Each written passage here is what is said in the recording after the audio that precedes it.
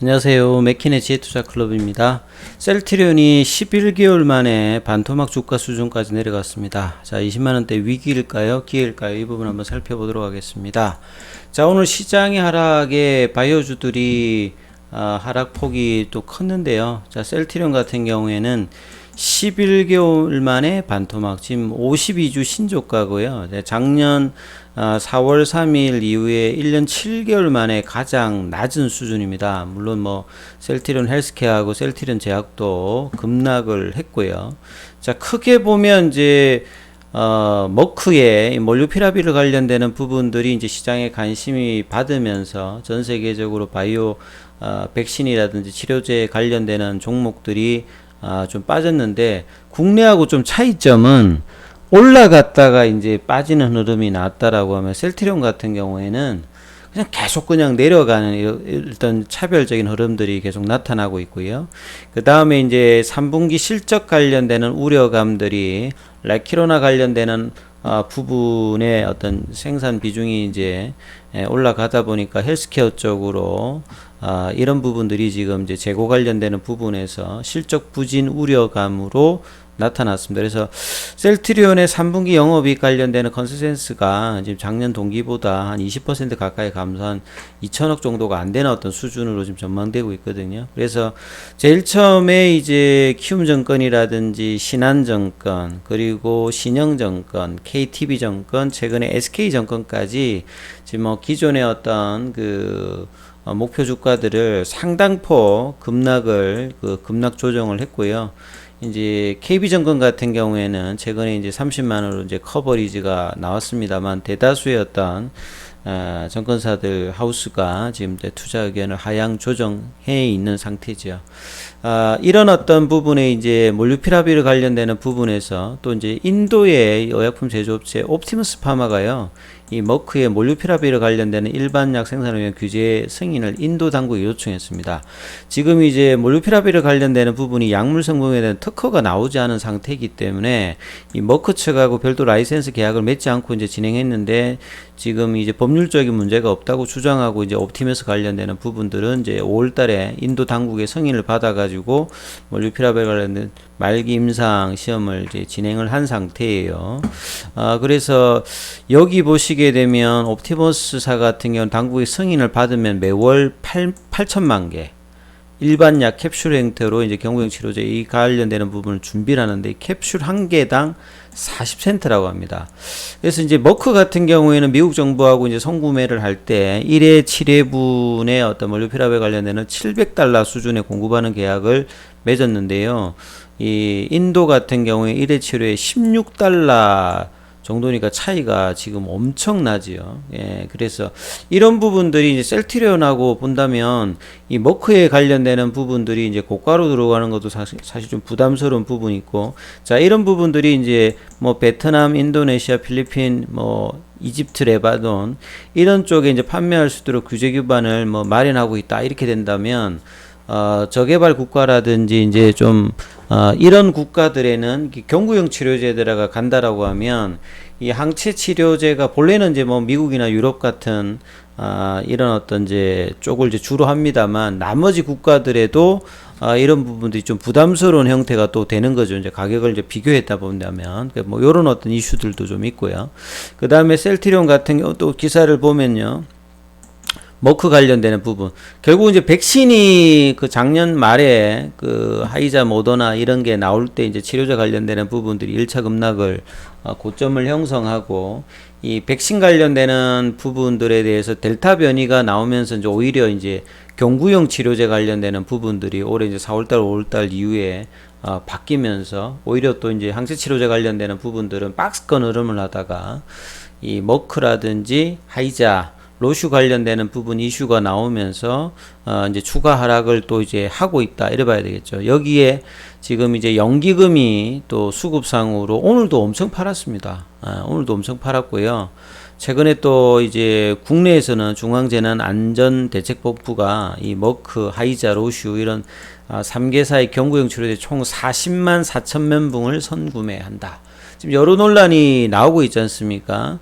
이 뭐 머크 같은 경우에도 몰누피라비르 관련되는 부분에도 부작용 이슈 관련되는 부분이 계속 이제 이슈가 되고 있어도, 그 다음에 로슈 같은 경우에는 임상 과정 자체가 지금 좀 이제 문제가 있음에도 불구하고 이 성구매 관련되는 부분, 이런 결정들이 또 셀트리온 입장에서는 또 악재로 지금 다가오고 있죠.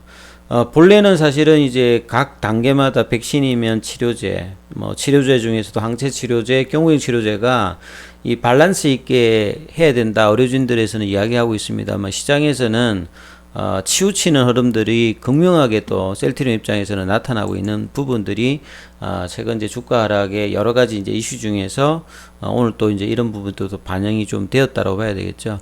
장기적으로 보게 되면 사실 이제 셀트리온 같은 경우가 장기 이제 성장을 하면서 가장 중요했던 게 이 바이오시밀러의 초기 선점이었거든요. 그러니까 퍼스트 무브 형태였는데, 그러니까 램시마, 트룩시마, 허주마 이후에 그 다음에 이제 사실 이제 유플라이마라든지 아바스틴 관련되는 부분은 이 퍼스트 무브가 아닙니다. 그래서 뭐 싸게 한다든지 고농도로만 한다든지 이런 어떤 경쟁력 갖춘 부분을 해서 대응을 한다고 하는데, 그 결과들이 지금 아직 안 나와 있는 상태에서 장기적으로 그 다음에 바이오시밀러 관련되는 퍼스트 무브 입장이 상당히 기술력 있는 셀트리온 입장에서도 중요한 부분이죠. 그래서 이런 부분들에 대한 어떤 경쟁력은 또 어떻게 되냐, 장기적으로 보면 내년부터 이제 만료되는 이 바이오시밀러 관련되는 부분에서 셀트리온이 지금 3상 진행하고 있는 게 얀센의 스텔레라 관련되는 부분에서는 지금 작년도 12월 달에 이제 3상 진행하고 있는 부분이죠. 그 다음에 이제 바이에리 아얄리아 관련되는 부분에서는 올해 2월 달에 이제 글로벌 3상 관련되는 부분 내용 임상 단계가 이렇고요. 그 다음에 이제 뭐 프롤리아, 암젠의 프롤리아 관련되는 부분들은 올해 4월 달에 이제 FDA 관련되는 부분 글로벌 3상 승인, 뭐 이런 형태로 이제 이 퍼스트 무브를 노리니까 여기에서 이제 어떤 성과를 내는지도 향후에 뭐 자기 좀 중요한 상태라고 봐야 되겠죠. 그래서 차세대 이 바이오시밀러 관련되는 부분들이 2026년도까지 계속 성장합니다. 바이오시밀러가 끝났다, 뭐 이제 시장이 축소된다, 이런 게 아니라 지금 세포 유전자 치료제, 최근에 이제 mRNA, 이런 어떤 RNA 치료제 관련되는 부분들이 또 활성화되고요. 3세대 바이오약품 관련되는 관심이 계속 커지기 때문에 장기적으로는 지금보다 어마어마하게 지금 폭발적으로 성장을 할 것으로 예상되기 때문에 여기에 관련되는, 지금 이제 뭐 면역관문 억제제에서 가장 중요한 뭐 키투로라든지 이런 것들도 이제 2025년 되면 여기에 이제 뭐 들어가기 때문에 상당히 이런 부분들도 향후에 중요하다라고 생각합니다. 그래서 셀트리온이 한참 이제 주각을 나타냈을 때 램시마 같은 경우가 2013년도에 하고 초기에 사실은 이제 퍼스트 무브가 되면 선점을 할 수 있는 유리한 조건들이 있죠. 1년 정도 미만의 독점 기간이 있기 때문에 이때 점유율을 확 올릴 수 있는 어떤 부분들이 있거든요. 그러다 보니까 예전에는 이제 바이오시밀러 관련되는 부분들이 이제 셀트리온이 상당히 우위가 있었는데, 그 뒤에 뭐 암젠이라든지 오리지널 어떤 제품에 개발한 회사들도 여기에 지금 시장에 진입하면서 상당히 경쟁 강도는 높아져 있습니다. 자, 이런 부분들에 대해서 향후에 셀트리온의 어떤 기술력들이 또 퍼스트 무브의 어떤 진입은 상당히 좀 중요하다, 이런 장기적인 관점에 이런 이슈들도 있고요. 그 다음에 이제 오늘 설상가상으로 참 얼토당토하는 또 이런 기사들을 좀 봤는데요. 레키로나 관련해서 누적 투약자 수 감소 우려, 참 가지가지합니다. 이 중앙방역대책본부가요, 이 누적 투약자 수를 감소한 것으로 이제 발표에 오류를 했어요. 예. 그러니까 이게 참 유독 이런 부분들이 계속 나타나고 있는데요. 그래서 레키로나 관련되는 부분하고 렘데시비르 관련되는 부분은 초기에는 이제 이 렘데시비르가 좀 있다가 이제 최근에 이제 레키로나 관련되는 부분들이 투약 환자 수는 훨씬 더 많이 늘어났거든요. 7월 달부터는 지금 뭐 주간 단위로 뭐 1000명, 지난달 29일 기준으로는 뭐 2000명 정도 이렇게씩 올라가고 있는 상황이니까, 자, 이런 부분들이 좀 뭐 안타깝습니다만 계속 이제 정식 승인 이후에 계속 늘어나는 부분들은 분명히 늘어나고 있고, 사실 이제 11월 달에 10월 달에 좀 못다해였던 유럽에서 EMA 관련되는 부분이 어떻게 되느냐. CAMP에서 이 부분도 상당히 좀 중요하고요. 그 품목 허가, 정식 품목 허가 관련되는 부분을 유럽에서도 지금 10월달에 넣었기 때문에 자, 이런 부분들의 어떤 기대감들은 지금 시장에서 전혀 뭐 관심이 없는 듯한 어떤 분위기가 나오고 있고요. 그 다음에 또 이제 우리 11월 1일부터 지금 단계적인 일상 회복을 하잖아요. 예, 위드 코로나를 하는데 여기에 관해서 이제 의료진 같은 경우는 5차 유행, 서킷 브레이크 이런 부분들에 대한 우려감을 계속하고 있습니다. 이 방역 조치, 그러니까 이제 마치 접종률 형태만 믿고 지금 하는데 의료진들에서는 뭐 많으면 2만 명까지 나올 수 있다 이런 이야기를 하면서 의료 체계 마비 사태 관련되는 부분을 우려를 하고 있죠. 그래서 천은미 이대목동병원 호기내과 교수 같은 경우는 재택치료 관련되는 대상자의 폭이 너무 넓다. 그래서 해외처럼 50세, 그러니까 해외처럼 잘 안 하잖아요. 아무리 이야기를 해도 50세 미만 무증상자, 뭐 무기저 질환자 이 정도만 재택 치료하고 이제 50세 이상의 돌파 감염자 한해가지고 항체 치료제, 레키로나 관련되는 부분이겠죠. 이런 것도 주사해서 재택 치료하고 이렇게 이런 밸런스 있는 어떤 흐름들을 하라고 끊임없이 하는데 이런 부분들이 참 정부 입장에서 당국 입장에서는 반영이 잘 안 되는 것 같아요. 이런 부분들도 안타까운 부분들이 계속 나타나고 있고요. 주가 차트 흐름을 보게 되면요. 자, 오늘 뭐 많이 빠졌죠. 최근에 이제 플랫형 조정을 한 3주 넘게 그죠. 급락을 하고 난 다음에 1주, 2주차, 3주차 거의 한 달 내내 이제 10월달 초에 급락을 시켰고 좀 급락할 때마다 이제 뭐 공매도가 조금 늘어났다가 그러니까 올라갈라 하면 공매도 치고요. 올라가려고 하면 공매도 치고 올라가려고 하면 공매도 치고 양봉이 나올 때마다 이제 눌러주는 물량. 그 다음에 오늘은 공매도로 다시 또 포함된 어떤 공매도가 12.96 정도 매매 비중에 관여했습니다. 이러면서 또 눌려버렸거든요. 그래서 이러다 보니까 이제 연기금 한번 보시면요. 오늘 어마하게 연기금 매도 물량이 났죠. 참 뭐 근데 비교로 보면 이제 삼바 같은 경우에는 오늘도 좀 샀더라고요. 그러다 보니까 현물에서도 지금 이제 외국인들, 기관들이 매도하고 개인들은 오늘 37만 주 정도 밑에서 받아줬는데 이렇게 내려오다 보니까 정말 이제 20만 원대까지 내려왔습니다. 제가 뭐 한 20만 원 정도 부근까지 내려올 수 있다 했는데 실제로 이제 20만 원을 아주 급하게 7% 가까이 하락하며 내려왔는데요. 자, 이런 부분들 이렇게 보실 수 있습니다. 2018년, 2019년도의 하락폭 수준까지 안 내려가기를 참 저도 원했는데 지금은 거의 이제 이 수준까지 내려간 거예요. 그러니까 이때는 이제 2018년도에 이제 코스피 이전 관련된 어떤 부분들로 이제 급상승하고 난 다음에 그 뒤에 이제 재고 누적, 헬스케어 쪽에 이제 재고가 누적되면 셀트리온의 실적도 같이 영향을 받지요. 그래서 뭐 회계 논란이 여러 가지 있으면서 이제 주가의 어떤 하락폭이 10만 원대 초반까지 갔다가 이때 이제 기관 자체가 거의 뭐 6개월 이상 이렇게 행보 거의 좀 윗단까지 본다면 20만원 밑으로 내려와서 전체 기간이 1년 정도 가까이 밑단에 있다가 이제 작년에 이제 이런 부분을 돌파하면서 이전의 고점을 넘어갔다가 다시 뭔가 회사가 레키로나 관련되는 부분이 실적에 어느 정도만 사실 좀 반영이 되었으면 기존의 부분과 장기적인 어떤 파이프라인